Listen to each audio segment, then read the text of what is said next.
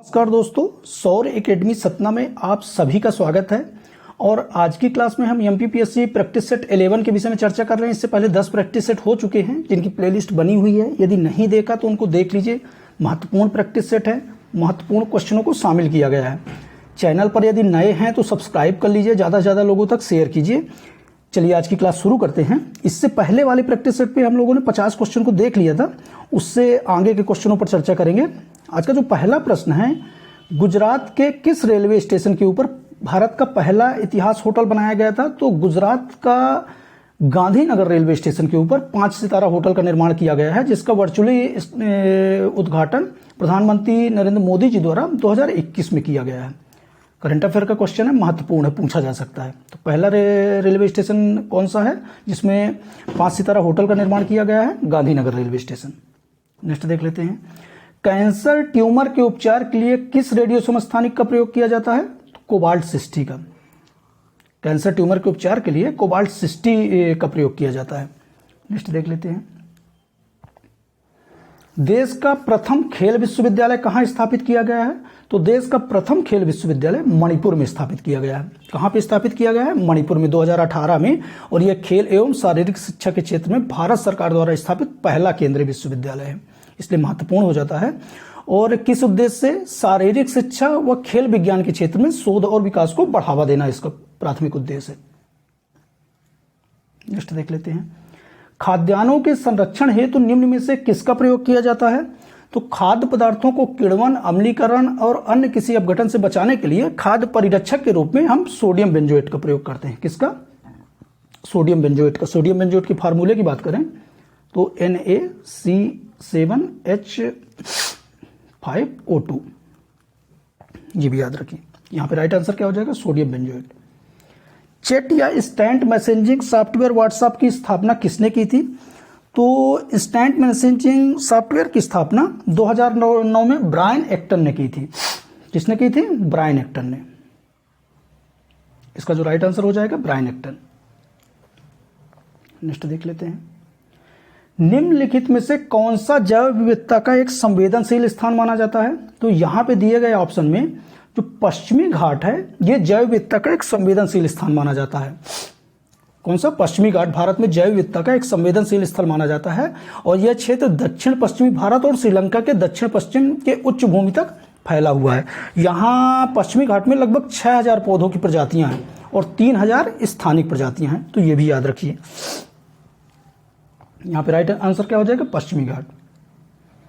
Rail मंत्रालय ने online ticket booking के लिए कौन सी वेबसाइट शुरू की है? तो रेल मंत्रालय ने पर्यटन और ऑनलाइन टिकट बुकिंग के लिए irctc.in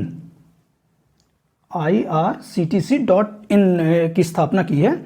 और यदि IRCTC के फुल फॉर्म की बात करें तो Indian railway catering and tourism corporation इसका फुल फॉर्म है, तो ये भी याद रखिए। नेक्स्ट देख लेते हैं। बड़े बैकअप डाटा को संग्रहित करने के लिए निम्नलिखित में से किस संग्रहण डिवाइस का उपयोग किया जाता है? तो बड़े बैकअप डाटा को संग्रहित करने के लिए चुंबकीय टेप स्टोरेज डिवाइस का उपयोग किया जाता है। किसका उपयोग? बड़े बैकअप डाटा को संग्रहित करने के लिए हमें चुंबकीय टेप जो है संग्रहण डिवाइस का उपयोग हम करते हैं। तो यहां पे राइट आंसर क्या हो जाएगा? चुंबकीय टेप। नेक्स्ट देख लेते हैं। भू स्थिर उपग्रह का आवर्तकाल होता है। भू स्थिर उपग्रह का आवर्तकाल कितना होता है? 24 घंटे। भू स्थिर उपग्रह का आवर्तकाल कितना होता है? 24 घंटे का होता है। उदाहरण के तौर पर देखें तो इनसेट 2B, इनसेट 2C भारत के तुल्यकालिक उपग्रह हैं। नेक्स्ट देख लेते हैं। एकलव्य पुरस्कार किस राज्य सरकार द्वारा प्रदान किया जाता है? तो एकलव्य पुरस्कार जो है मध्य प्रदेश सरकार द्वारा प्रदान किया जाता है। किस सरकार द्वारा? मध्य प्रदेश सरकार द्वारा। 19 वर्ष से कम आयु के ऐसे खिलाड़ियों को दिया जाता है जिन्होंने 5 वर्षों में से न्यूनतम 2 वर्षों में राष्ट्रीय अंतर्राष्ट्रीय खेल प्रतियोगिताओं में प्रदेश का नेतृत्व किया हो। और इसकी शुरुआत की गई थी एकलव्य पुरस्कार के 1994 से शुरू की गई थी, तो ये भी याद रखिए। अनुसूचित जाति एवं जनजाति के खिलाड़ियों को प्रोत्साहित करना उद्देश्य इसका। निम्नलिखित में से क्या राष्ट्रकूट राजवंश का सर्वाधिक चिरस्थायी योगदान रहा है? तो राष्ट्रकूट राजवंश का चिरस्थायी योगदान रहा है राष्ट्रकूट शासक जो कृष्ण तृतीय थे, इन्होंने कन्नड़ कवि पंपा, पोन्ना और राणा को, इन तीनों को संरक्षण दिया था और इन्हें ही कन्नड़ साहित्य का त्रिरत्न भी बोला जाता है। इसके अलावा जो कृष्ण प्रथम थे, राष्ट्रकूट शासक कृष्ण प्रथम थे, इन्होंने कैलाश मंदिर का निर्माण कराया था। तो यहाँ पे जो राइट आंसर हो जाएगा डी हो जाएगा। और इस फैक्ट को भी याद रखिए, इन्हें त्रिरत्न बोला जाता है कन्नड़ साहित्य का। नेक्स्ट देख लेते हैं, निम्नलिखित में से कौन सा मध्य प्रदेश का राजकीय खेल है? तो मध्य प्रदेश का राजकीय खेल कौन सा? मलखंभ है। कौन सा है? मलखंभ है। इसे 2013 में मध्य प्रदेश सरकार द्वारा राजकीय खेल घोषित किया गया था। कब? 2013 में। और एक फैक्ट इसमें और याद रखिए कि इसके साथ ही प्रभात जोशी अवार्ड को भी प्रारंभ किया गया था। 2013 से ही प्रभात जोशी अवार्ड को भी प्रारंभ किया गया था। और ये भी पूछा जा सकता है कि प्रभात जोशी अवार्ड किस क्षेत्र के लिए दिया जाता है? तो मलखंभ के लिए दिया जाता है, ये भी याद रखिए। नेक्स्ट देख लेते हैं, निम्नलिखित में से किस घटना ने इंग्लैंड के सम्राट को भारतीय प्रशासन को अपने अधीन कर लेने के लिए प्रेरित किया? तो जो 1857 की क्रांति हुई थी, जिसे सिपाहियों का विद्रोह भी बोला जाता है, 1857 में हुए सैनिक विद्रोह के उपरांत 1858 में चार्टर एक्ट द्वारा भारत का शासन कंपनी से सीधे इंग्लैंड के सम्राट के अधीन चला गया। तो यहाँ पे राइट आंसर क्या हो जाएगा? सिपाहियों का विद्रोह। इसके अलावा इसमें दो फैक्ट और देख लेते हैं। प्लासी का युद्ध कब हुआ था? 1757 में हुआ था, ये भी डेट याद रखिए। बक्सर का युद्ध 1764 में हुआ था। मध्य प्रदेश का कौन सा शहर भारत के पश्चिमी केंद्रीय रेलवे जोन का मुख्यालय है? तो मध्य प्रदेश का जबलपुर नगर जो है पश्चिम मध्य रेलवे जोन का मुख्यालय है। यहाँ पे राइट आंसर क्या हो जाएगा? जबलपुर हो जाएगा। और इस रेलवे जोन का जो सर्वाधिक विस्तार है मध्य प्रदेश में, और लगभग 24 जिले इस क्षेत्र के अंतर्गत आते हैं, तो ये भी याद रखिए। नेक्स्ट देख लेते हैं, पहला गुप्त शासक जिसने सिक्के जारी किए थे, तो पहला गुप्त शासक चंद्रगुप्त प्रथम, जिनका कार्यकाल की बात करें तो कार्यकाल कब से कब तक रहा? 319 ईस्वी से 335 ईस्वी तक रहा। और इन्होंने चांदी के सिक्के, रजत सिक्कों मुद्राओं का प्रचलन करवाया था। तो यहाँ पे राइट आंसर क्या हो जाएगा? चंद्रगुप्त प्रथम। निम्नलिखित में से किस भारतीय राज्य में वन क्षेत्र का उच्चतम अनुपात है? तो यदि भारतीय राज्यों में वन क्षेत्र के उच्चतम अनुपात की बात करें तो मिजोरम राज्य है। कौन सा राज्य? मिजोरम राज्य। इसका कुल क्षेत्रफल का 90.3% क्षेत्र वन क्षेत्र है। दूसरे नंबर पे बात करें तो दूसरे नंबर पे लक्षद्वीप आता है। और इसमें एक फैक्ट और याद रखिए, यदि सर्वाधिक क्षेत्रफल की दृष्टि से देखा जाए तो मध्य प्रदेश राज्य जो है सर्वाधिक क्षेत्रफल जो है वन आच्छादित है। इसका लगभग 77,522 वर्ग किलोमीटर का क्षेत्रफल आता है इसमें। तो ये भी याद रखिए, यदि सर्वाधिक क्षेत्रफल की बात करें तो मध्य प्रदेश, और भारतीय राज्य में वन क्षेत्र के उच्चतम अनुपात की बात करें तो मिजोरम। लेटराइट मिट्टी महत्वपूर्ण रूप से पाई जाती है, तो लेटराइट मिट्टी महत्वपूर्ण रूप से बुंदेलखंड क्षेत्र में पाई जाती है। कौन से क्षेत्र में? बुंदेलखंड क्षेत्र में पाई जाती है। और इस मिट्टी का निर्माण जो है मानसूनी जलवायु की आर्द्रता एवं शुष्कता के क्रमिक परिवर्तन के परिणाम स्वरूप होता है। तो यहाँ पे राइट आंसर क्या हो जाएगा? बुंदेलखंड। खाद्य श्रृंखला में मनुष्य है। खाद्य श्रृंखला में मनुष्य कहाँ पे है? तो खाद्य श्रृंखला में मनुष्य प्राथमिक और द्वितीयक उपभोक्ता दोनों माना जाता है। खाद्य श्रृंखला क्या होती है? खाद्य श्रृंखला को समझ लेते हैं। तो खाद्य और ऊर्जा के एक वर्ग के जीवों से दूसरे वर्ग के जीवों में श्रृंखलाबद्ध रूप से स्थानांतरण क्या कहलाता है? खाद्य श्रृंखला कहलाता है। तो यहां पे जो राइट आंसर हो जाएगा प्राथमिक एवं द्वितीय उपभोक्ता मनुष्य को। नेक्स्ट देख लेते हैं, राष्ट्रीय बाल संरक्षण आयोग की स्थापना कब की गई थी? तो राष्ट्रीय बाल संरक्षण आयोग की स्थापना संसद के एक अधिनियम द्वारा दिसंबर 2005 में बाल अधिकार संरक्षण आयोग अधिनियम 2005 के अंतर्गत मार्च 2007 में की गई थी। कब की गई थी? मार्च 2007 में, 5 मार्च 2007, ये डेट भी याद रखिए, 5 मार्च 2007 में की गई थी। केंद्र सरकार द्वारा किया जाता है इसकी स्थापना। और इसमें एक अध्यक्ष और 6 सदस्य होते हैं। इनके कार्यकाल की बात करें, कार्यकाल को भी देख लीजिएगा, कार्यकाल कितना होता है? कार्यकाल इनका 3 वर्ष का होता है।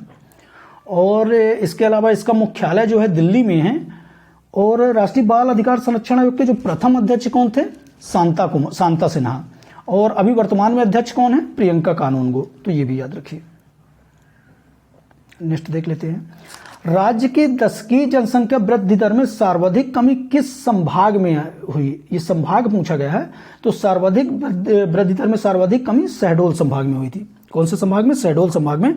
और यदि सर्वाधिक वृद्धि दर की बात करें तो रीवा संभाग में। यदि अधिकतम की बात करें तो रीवा, और न्यूनतम सबसे कम किस संभाग में वृद्धि दर हुई थी? तो ये शहडोल जिला, शहडोल संभाग।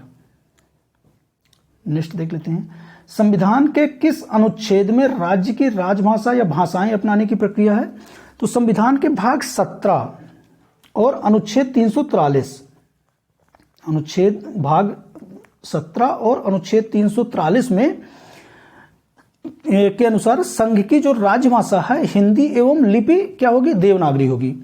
और अनुच्छेद 344 में, इस अनुच्छेद को भी देख लीजिए, अनुच्छेद 344 में राष्ट्रपति को राजभाषा से संबंधित कुछ विषयों पर सलाह देने के लिए एक आयोग की नियुक्ति करने का प्रावधान है। तो यहां पे जो राइट आंसर हो जाएगा 343, राजभाषा या भाषाएं अपनाने की प्रक्रिया। नेक्स्ट देख लेते हैं, मध्य प्रदेश लोक सेवा आयोग का मुख्यालय कहाँ है? मुख्य कार्यालय जो मध्य प्रदेश लोक सेवा आयोग का मुख्यालय है ये कहाँ है? इंदौर में है। और इसकी स्थापना की बात करें तो 1 नवंबर 1956 को हुई थी। कब हुई थी? 1 नवंबर 1956 की। और इसके यदि वर्तमान अध्यक्ष की बात करें तो वर्तमान अध्यक्ष कौन है इनके? राजलाल मेहरा, राजेश लाल मेहरा। तो ये भी याद रखिए, कौन है इसके वर्तमान अध्यक्ष? राजेश लाल मेहरा, श्री राजेश लाल मेहरा जी, इसका नाम याद रखिएगा। नेक्स्ट देख लेते हैं, भारतीय संविधान में अवशिष्ट शक्तियां किसको सौंपी गई हैं? भारतीय संविधान में अवशिष्ट शक्तियां किसको सौंपी गई हैं? तो भारतीय संविधान के अनुच्छेद 248 में, अनुच्छेद भी याद रखिए, अनुच्छेद 248 के अनुसार ऐसे विषय जिनका विवरण तीनों अनुसूचियों में, संघ सूची, राष्ट्र सूची, संवर्धित सूचियों में नहीं है, तो वो विषय क्या कहलाते हैं? अवशिष्ट शक्तियां कहलाती हैं। उस विषय पर यदि कानून बनाना हो तो अवशिष्ट शक्तियों के अंतर्गत आती है। और इस संबंध में कानून बनाने का अधिकार जो है वो संघीय संसद को है। किसको है? केवल संघीय संसद को। यहां पर राइट आंसर क्या हो जाएगा? डी, ए। एक कंपनी के कर्मचारियों द्वारा एक ही स्थान में उपयोग किए जाने वाले अनन्य रूप से निजी नेटवर्क का वर्गीकरण होगा। तो एक कंपनी के कर्मचारियों द्वारा एक ही बिल्डिंग पर निजी नेटवर्क का वर्गीकरण क्या कहलाता है? लैन कहलाता है, लोकल एरिया नेटवर्क। एक ही बिल्डिंग पे यदि एक कंप्यूटर एक दूसरे से कनेक्टेड हो तो वो क्या कहलाता है? Local area network. नेक्स्ट देख लेते हैं, भारत ने कृषि के सहयोग के लिए मार्च 2021 में किस देश के साथ 3 वर्ष के कार्यक्रम पर हस्ताक्षर किए? तो ये इजराइल देश। कौन से देश के साथ? इजराइल देश के साथ भारत ने कृषि में सहयोग को बढ़ावा देने के उद्देश्य से मार्च 2021 में 3 वर्ष के कार्यक्रम पर हस्ताक्षर किए। करंट अफेयर्स से जुड़ा क्वेश्चन है, पूछा जा सकता है। नेक्स्ट देख लेते हैं, वर्ष 2020-21 में भारत में निवेशक देशों की सूची में कौन सा देश शीर्ष पर है? तो वर्ष 2020-21 में जो प्राप्त आंकड़े हैं उसमें सिंगापुर देश प्रथम स्थान पे है। कौन सा है? सिंगापुर। इसका जो निवेशक देशों की सूची में इसका लगभग भारत के साथ 29% है। दूसरे नंबर पे अमेरिका है 23% और मॉरिशस तीसरे नंबर पर आता है। तो यहां पे जो राइट आंसर हो जाएगा सिंगापुर, निवेशक देशों की सूची में सबसे शीर्ष स्थान पे है। नेक्स्ट देख लेते हैं, सम्राट अशोक सागर परियोजना निम्न में से किस नदी पर स्थित है? तो सम्राट अशोक सागर परियोजना बेतवा नदी पर स्थित है। बेतवा नदी की सहायक नदी जो है हलाली नदी पर स्थित है। कौन सी? हलाली नदी पर। और हलाली नदी बेतवा की सहायक नदी है। और इससे कौन कौन से जिले लाभान्वित होते हैं? तो विदिशा एवं रायसेन जिला इससे लाभान्वित होता है। तो ये भी याद रखिए। नेक्स्ट देख लेते हैं, मध्य प्रदेश में कोयले की खानें मुख्यतः किस कल्प की हैं? तो मध्य प्रदेश में जो कोयले की खानें हैं मुख्यतः गोंडवाना कल्प की हैं। किस कल्प की हैं? गोंडवाना कल्प की हैं। और इसमें 2 प्रमुख भागों में बांटा गया है, विंध्य प्रदेश कोयला क्षेत्र, विंध्य प्रदेश कोयला क्षेत्र, और दूसरा किसमें? सतपुड़ा कोयला क्षेत्र। ये भी याद रखिए। यहां पे जो राइट आंसर हो जाए गोंडवाना कल्प। निम्न में से कौन सा मध्य प्रदेश का सबसे बड़ा राजमार्ग है? तो मध्य प्रदेश का जो सबसे बड़ा राजमार्ग है वो चिल्पी बड़ोदरा राजमार्ग है, जो राज्य का सबसे बड़ा राजमार्ग है। कौन सा? चिल्पी बड़ोदरा राजमार्ग। इसकी जो लंबाई है वो 755.3 किलोमीटर है। तो ये भी याद रखिए। नेक्स्ट देख लेते हैं, निम्नलिखित में से किसे मध्य प्रदेश का गौरव कहा जाता है? तो मध्य प्रदेश का गौरव जो कहा जाता है वो कड़कनाथ मुर्गे को कहा जाता है। इसे जीआई टैग भी मिला हुआ है। कड़कनाथ मुर्गे को मध्य प्रदेश का गौरव कहा जाता है और ये एक भारतीय नस्ल का मुर्गा है और इसकी विशेषता क्या है कि ये पूरा काला होता है। इसकी चोंच, कंघी, पैर सभी क्या है, काले रंग के होते हैं और इसमें प्रोटीन की बहुत ज़्यादा मात्रा होती है और वसा की मात्रा बहुत कम होती है, इसकी विशेषता है। और ये मुख्य रूप से झाबुआ वाले क्षेत्र में पाया जाता है। झाबुआ, अलीराजपुर, धार जिलों में पाया जाता है। तो ये भी याद रखिए, इसे जीआई टैग भी मिला हुआ है। नेक्स्ट देख लेते हैं, थल समीर और जल समीर बनने का कारण क्या है? थल समीर और जल समीर को समुद्र समीर भी बोलते हैं, तो ये भी याद रखिएगा। थल समीर और समुद्र समीर बनने का कारण क्या है? तो थल समीर और समुद्र समीर बनने का कारण जो है संवहन है। इसमें क्या होता है कि दिन के समय जब सूर्य चमकता है तो समुद्र की अपेक्षा स्थल शीघ्र गर्म हो जाता है और जो स्थल की वायु होती है समुद्र की वायु की तुलना में अधिक गर्म हो जाती है। परिणाम स्वरूप क्या होता है, वायु गर्म होकर फैलती है और फैलकर हल्की होती है और हल्की होकर ऊपर उठती है। अतः निम्न वायु भार तथा समुद्र में उच्च वायु भार की स्थिति उत्पन्न होती है। इसी प्रकार दिन के समय समुद्र से स्थल की ओर और आर्द्र तथा ठंडी वायु चलती है, जिसे समुद्र समीर कहते हैं। और रात्रि के समय यही स्थिति क्या होती है, इसके बिल्कुल विपरीत होती है। वायु स्थल से समुद्र की ओर चलती है, जिसे क्या कहते हैं, स्थल समीर कहते हैं। तो यहां पे जो राइट आंसर क्या हो जाएगा, संवहन, थल समीर और जल समीर। संजय गांधी ताप विद्युत केंद्र किस जिले में है? तो संजय गांधी ताप विद्युत केंद्र जो है उमरिया के बिरसिंहपुर क्षेत्र में, उमरिया जिले के बिरसिंहपुर में स्थित है। और इसकी स्थापना कब हुई थी? 1993 में। जो संजय गांधी ताप विद्युत केंद्र, इसकी स्थापना 1993 में हुई थी और इसकी जो उत्पादन क्षमता है 1340 मेगावाट है। नेक्स्ट देख लेते हैं, मध्य प्रदेश में डोलोमाइट के भंडार किस क्षेत्र में पाए जाते हैं? तो मध्य प्रदेश में डोलोमाइट के भंडार बालाघाट, छतरपुर, कटनी जिलों में पाए जाते हैं। ये सभी क्षेत्र आते हैं, बालाघाट, जबलपुर, कटनी, छतरपुर इत्यादि, ये सारे क्षेत्र आ जाते हैं इसमें। नेक्स्ट देख लेते हैं, पीथमपुर धार जिला किस मुख्य उद्योग के लिए प्रसिद्ध है?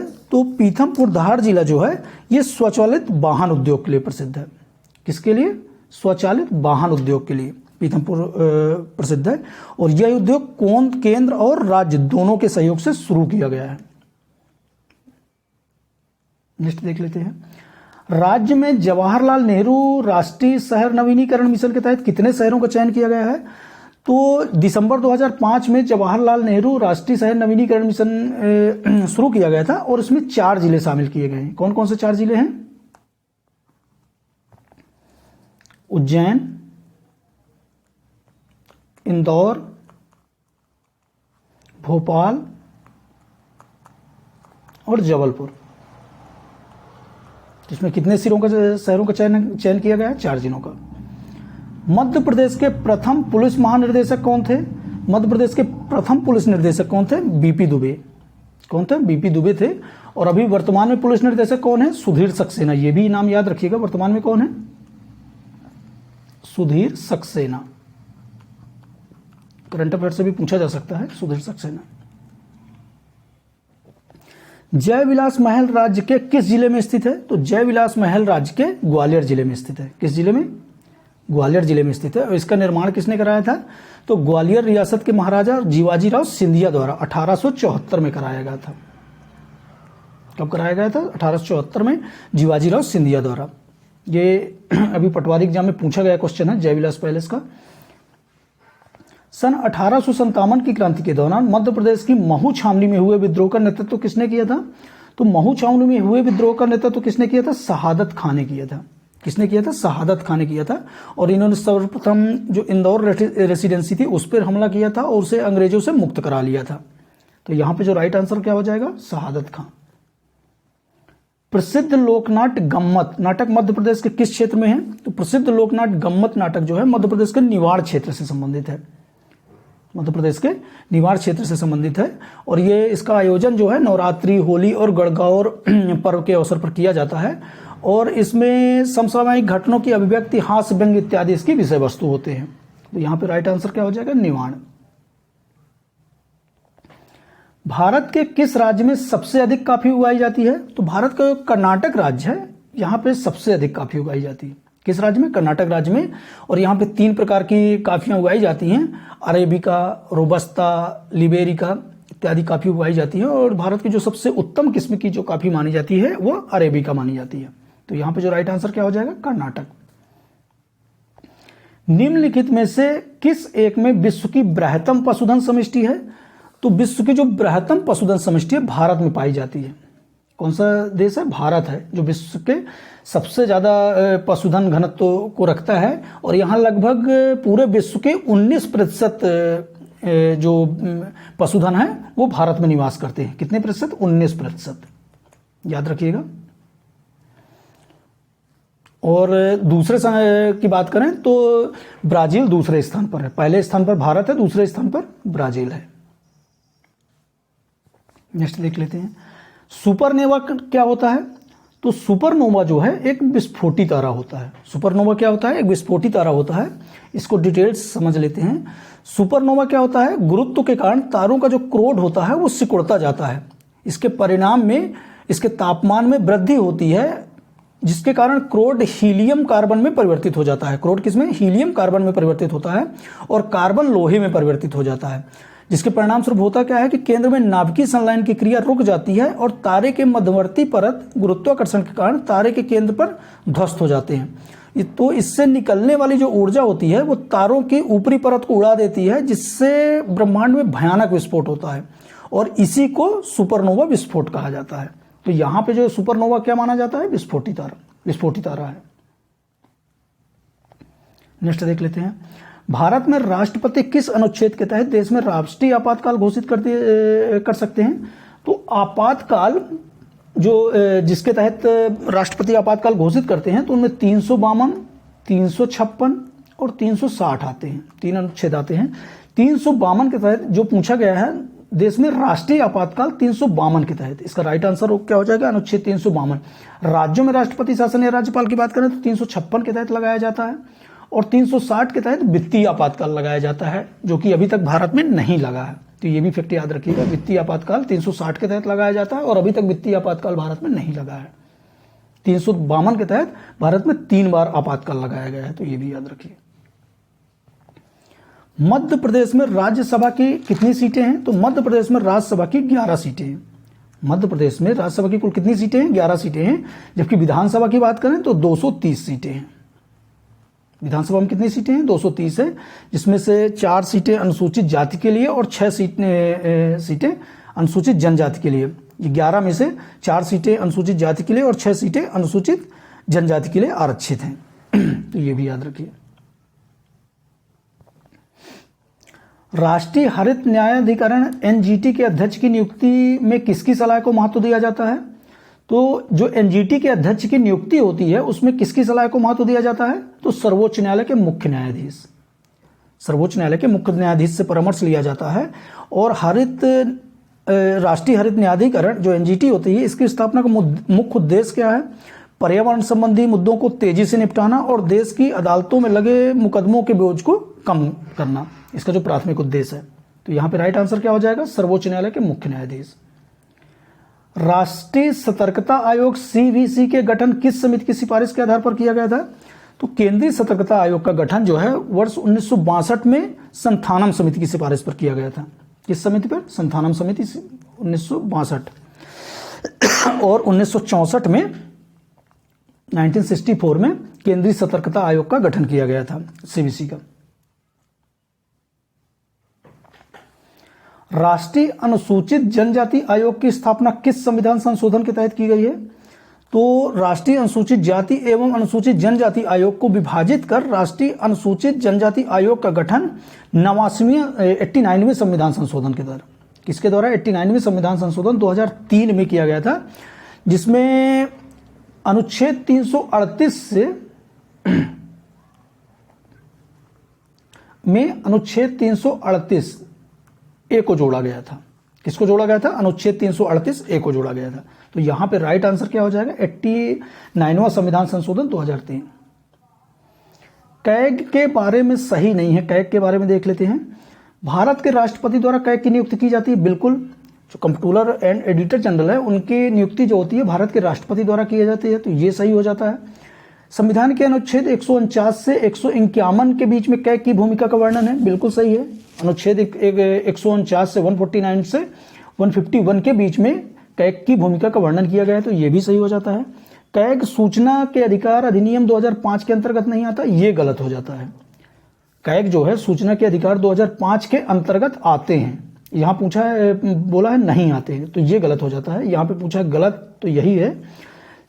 संघ एवं राज्य सरकार की प्राप्तियों तथा व्यय की रिपोर्ट तैयार करना इसका कार्य होता है, तो कैग का ये कार्य होता है, संघ और एवं राज्य सरकार की प्राप्तियों तथा व्यय की रिपोर्ट को तैयार करना। तो यहाँ पे ए, बी और डी सही हो जाते हैं, सी गलत हो जाते हैं। तो राइट आंसर क्या हो जाएगा? डी। सिंधु घाटी में खुदाई से मिले अवशेषों से तत्कालिक व्यापारिक और आर्थिक विकास के घोतक निम्न में से कौन सा है? तो यहाँ पे देखें, नावे, मिट्टी के बर्तन, मकान, मुद्राएं जो होती हैं, इसके द्वारा सिंधु घाटी की जो खुदाई हुई है, तो खुदाई से जो अस्तित्व प्राप्त हुए हैं, अवशेष प्राप्त हुए हैं, उसमें मुद्राओं से इस सभ्यता के व्यापार एवं आर्थिक गतिविधि का पता चलता है। तो यहाँ पे राइट आंसर क्या हो जाएगा? मुद्राएं। नेक्स्ट देख लेते हैं, मध्य प्रदेश की प्रथम महिला मुख्यमंत्री कौन थी? तो मध्य प्रदेश की प्रथम महिला मुख्यमंत्री कौन थी? उमा भारती। कौन थी? उमा भारती थी। और इनका कार्यकाल कब से रहा? 8 दिसंबर 2003 से लेकर 22 अगस्त 2004 तक रहा, ये याद रखिएगा। पहली महिला मुख्यमंत्री कौन है? उमा भारती। इस तरह से हमने एमपीपीएससी के आज एक प्रैक्टिस सेट की और चर्चा की है, और इसी तरह के हम प्रैक्टिस सेट लाते रहेंगे। चैनल को सब्सक्राइब कर लीजिए, ज़्यादा से ज़्यादा लोगों तक शेयर कीजिए, और मिलते हैं नेक्स्ट वीडियो में। धन्यवाद।